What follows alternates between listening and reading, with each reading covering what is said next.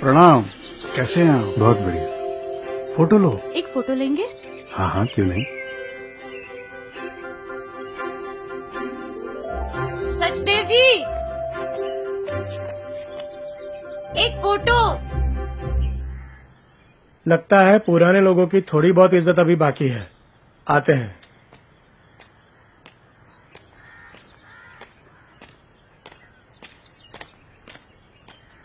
अमन, एक अच्छे से फोटो लेंगे?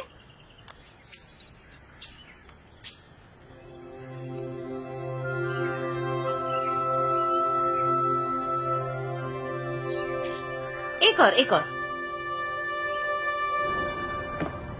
विमल, ये जो कुछ भी हो रहा है ना, ठीक नहीं हो रहा है। उस प्रभाकर को देखकर मुझे चिढ़ होती। कल का आया छोकरा, कितना नाम हो गया उसका आश्रम में, और हम इतने सालों से यहाँ पे हैं, उसका क्या? हाँ, मैं भी यही सोच रहा था। और उसकी तो छोड़ो, हमारे स्वामी जी कितना भाव दे रहे हैं उसको। जब देखो उसी को खोजते रहते हैं। प्रभाकर कहाँ है, प्रभाकर को बुलाओ, प्रभाकर को ये दो, प्रभाकर को वो दो, प्रभाकर। अरे ये सब चल क्या रहा है? पुराने भय सब चाकर, और सर पे चढ़ रहा है इनके प्रभाकर।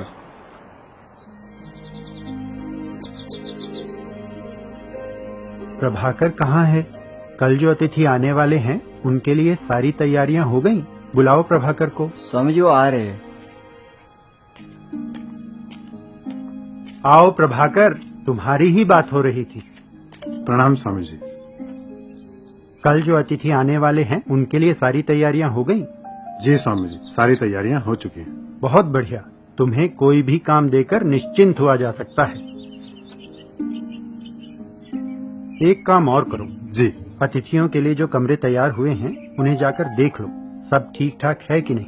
ठीक है स्वामी जी, अभी जाता हूँ। तुम भी जाओ, उनके साथ उनकी मदद करो।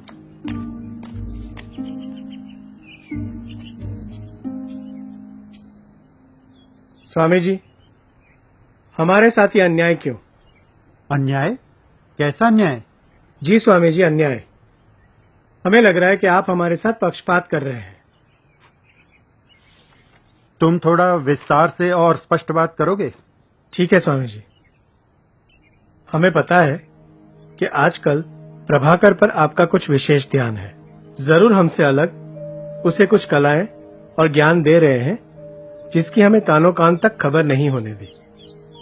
और यही वजह है कि इतने कम समय में उसका इतना नाम हो गया है। विशेष ज्ञान? कैसा विशेष ज्ञान? मैंने तो तुम सभी को एक जैसा ही ज्ञान दिया है, कभी किसी को कोई विशेष ज्ञान नहीं दिया। मैं नहीं मानता। हमें मालूम है कि आप ऐसा कर रहे हैं, और इस बार आप हमें मूर्ख नहीं बना सकते। हम इतने वर्ष पूर्व आए हैं यहाँ पे, हम वरिष्ठ हैं। आपके ज्ञान पे तो सबसे पहला अधिकार हमारा है, और अब समय आ गया है कि आप हमें हमारा अधिकार प्रदान कर दें।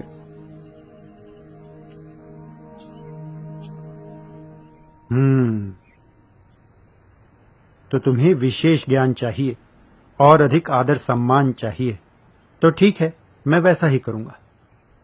लेकिन मैं एक परीक्षा लेना चाहूंगा, और यदि तुम उस परीक्षा में उत्तीर्ण हो गए तो तुम्हें वो सब मिलेगा जो तुम चाहते हो। परीक्षा? कैसी परीक्षा स्वामी जी? बहुत आसान है। नदी के किनारे जो गांव है ना, जहां तुम अक्सर जाते हो, तुम में से कोई एक उस गांव में जाए और पूरे गांव में से एक अच्छा व्यक्ति ढूंढकर मेरे पास ले आए। समझ रहे हो ना?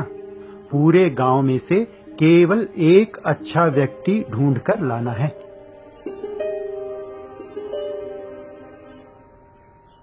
ठीक है स्वामी जी, मैं जाऊंगा। ये बहुत आसान काम है।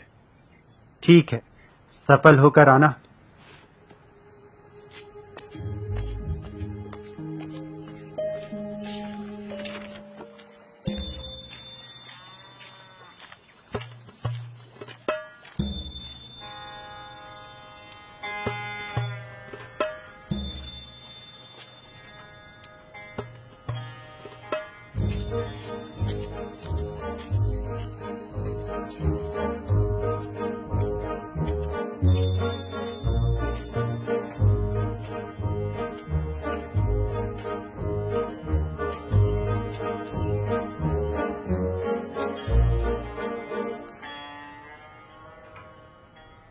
क्या हुआ सचदेव?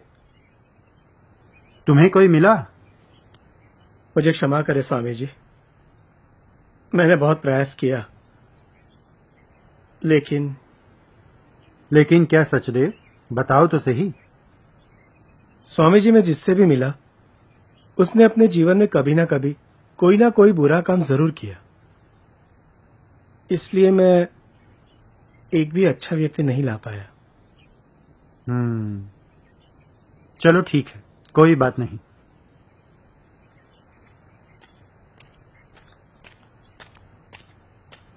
आपने बुलाया स्वामी जी? हाँ प्रभाकर, मेरा एक काम करोगे? जी स्वामी जी। नदी के किनारे जो गांव है ना, जहां तुम अक्सर जाते हो, तुम्हें वहां जाना है और वहां से एक बुरे व्यक्ति को ढूंढकर मेरे पास लेकर आना है। समझ रहे हो ना? जी। पूरे गांव में से केवल एक बुरे व्यक्ति को ढूंढकर लाना है। जी स्वामी जी। स्वामी जी, आप फिर से ये अन्याय क्यों कर रहे हैं? अब वो जाएगा और पूरे गांव को लेकर आएगा। थोड़ा धैर्य रखना सीखो सचदेव, देखते हैं क्या होता है।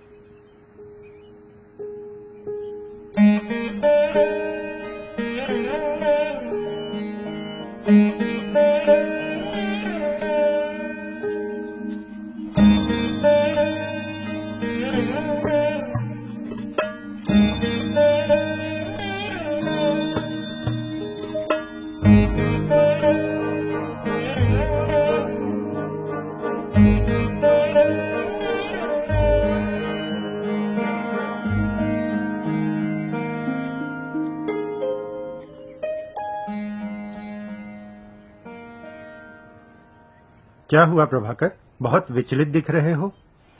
मुझे क्षमा करें स्वामी जी, मैंने आपको निराश किया।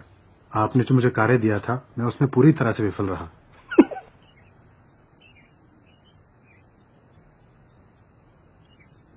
हुआ क्या, बताओ तो सही। स्वामी जी, आपने कहा था कि गांव से कोई बुरा व्यक्ति ढूंढ के लाना। मैंने पूरा गांव छान मारा, पर सभी ने कोई ना कोई अच्छा कार्य तो किया ही था। मुझे ऐसा कोई व्यक्ति मिला ही नहीं जिसने केवल कोई बुरा कार्य किया हो।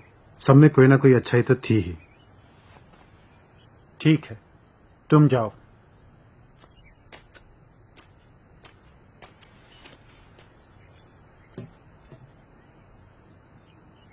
कुछ समझ आ रहा है?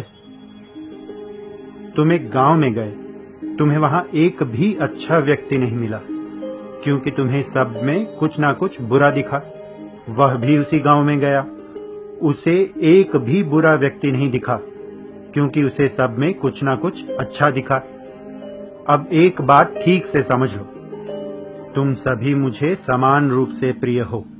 मैंने कभी किसी के साथ कोई भेदभाव नहीं किया, कभी किसी को कोई विशेष ज्ञान नहीं दिया। हमारा जीवन खिल उठता है जब हम सब ओर अच्छा देखने लगते हैं। वहीं जब दृष्टि बुराई में अटक जाती है तो पूरा जीवन मुरझाने लगता है। अब यह तुम्हारे विवेक पर निर्भर करता है कि तुम क्या देखते हो, अच्छा या बुरा। अच्छा देखते हो तो अच्छाई बढ़ती है, तुम्हारे साथ सब अच्छा होने लगता है। बुराई केवल बुराई को आकर्षित करती है। जब हमारा मन बुराई देखने में लग जाता है तो हम कछुए की गति से भी आगे नहीं बढ़ पाते। जीवन में केवल वही तेजी से आगे बढ़ते हैं जिनका मनोभाव सकारात्मक है।